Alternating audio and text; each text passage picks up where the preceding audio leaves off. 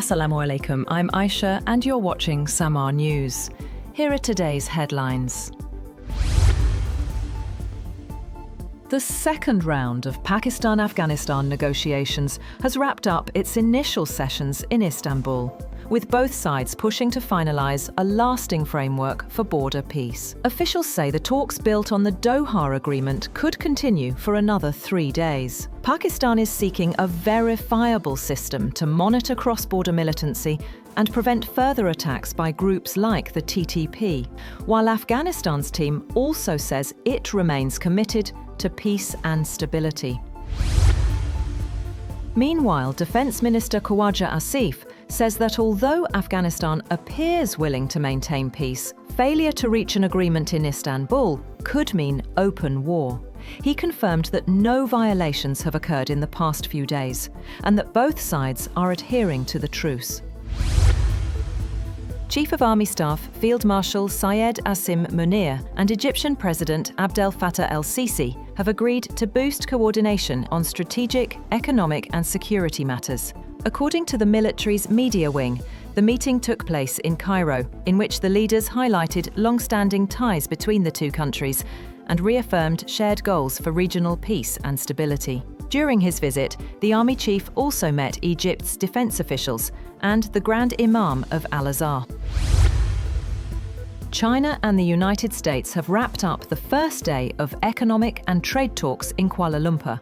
The Chinese delegation is led by Vice Premier He Lifeng, with discussions expected to continue through Monday.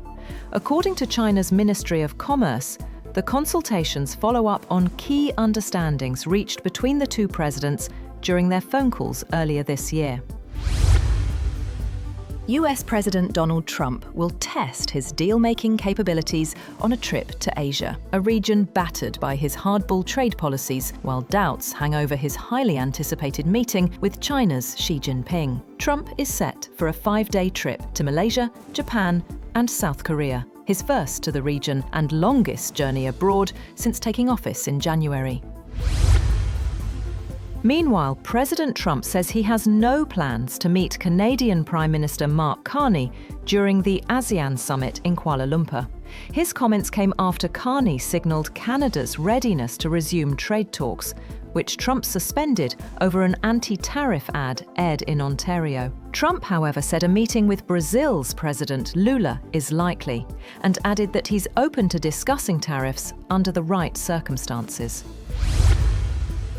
Separately, the Trump administration has prepared additional sanctions it could use to target key areas of Russia's economy if President Vladimir Putin continues to delay ending Moscow's war in Ukraine. US officials have also told European counterparts that they support the EU using frozen Russian assets to buy US weapons for Kyiv. And Washington has held nascent internal conversations about leveraging Russian assets held in the US to support Ukraine's war effort. 2 people were killed and 13 injured in Kyiv after a wave of Russian missile and drone strikes overnight.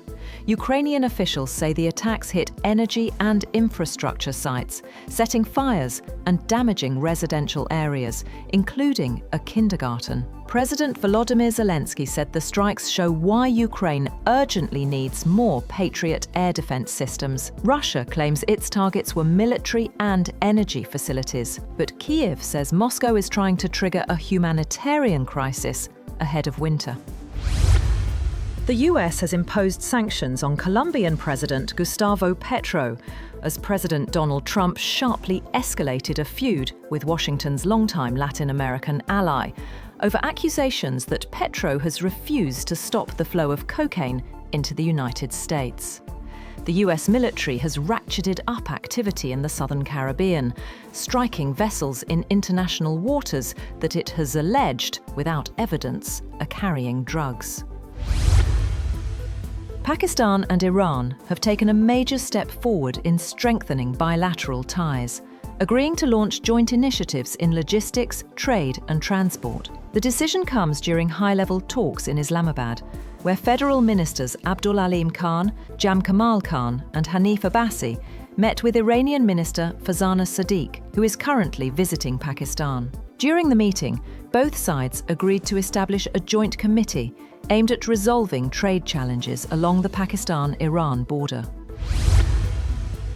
In other news, the Louvre Museum has transferred some of its most precious jewels to the Bank of France after an audacious daylight heist last week exposed the famed museum's security vulnerability. The transfer of some precious items from the museum's Apollo Gallery was carried out under secret police escort.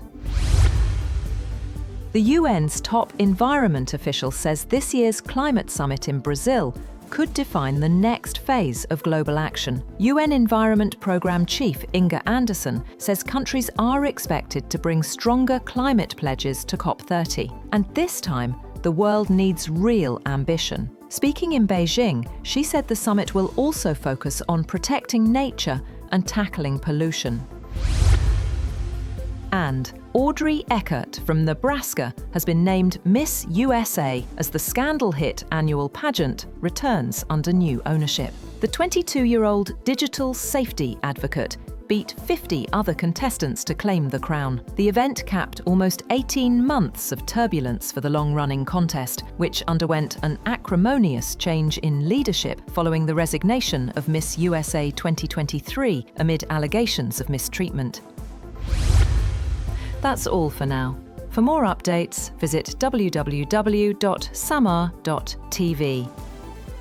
Thank you for watching Samaa News.